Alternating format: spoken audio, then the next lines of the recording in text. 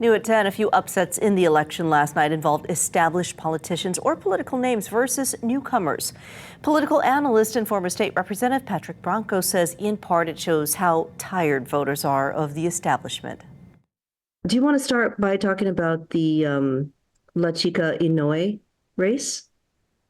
Yeah, so that race was interesting in the sense that Ken Inouye, the son of the former Senator Inouye, powerhouse here in Hawaii, his legacy still resonates.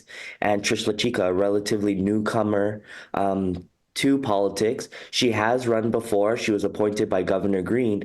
But I think this just came to a lot of the electorate. One wants new names, new people out there, and these political legacies don't have as much clout. We saw that in the last election with the Gills came out in the Nuuanu area.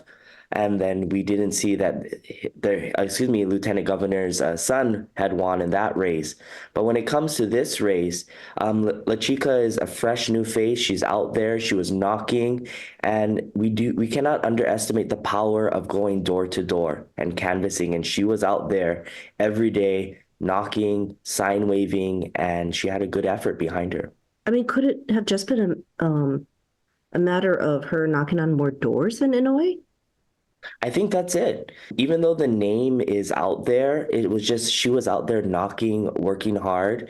And the golden rule in politics is if you knock the district 3 times, you will win the district. And so she really put that into practice. Do you think that also happened with the He Schaefer race for East Oahu? I think so too. There was, again, another political name that came up. Senator He, very powerful, former judiciary chair in the state Senate.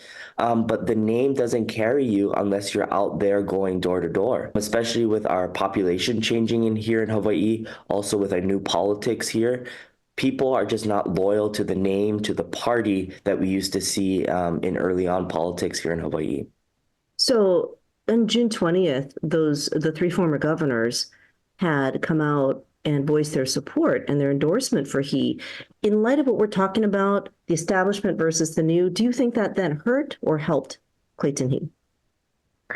I actually think in that area that it probably hurt, especially knowing the electorate, right? That was Gil Riviere, Senator Gil Riviere area, elected multiple times. And then we had Brenton Awa, who came in, who was an outsider and had very populist support. So it was a very interesting strategy to take someone who was the political establishment and run them against someone who was against the political establishment that is very popular in the area.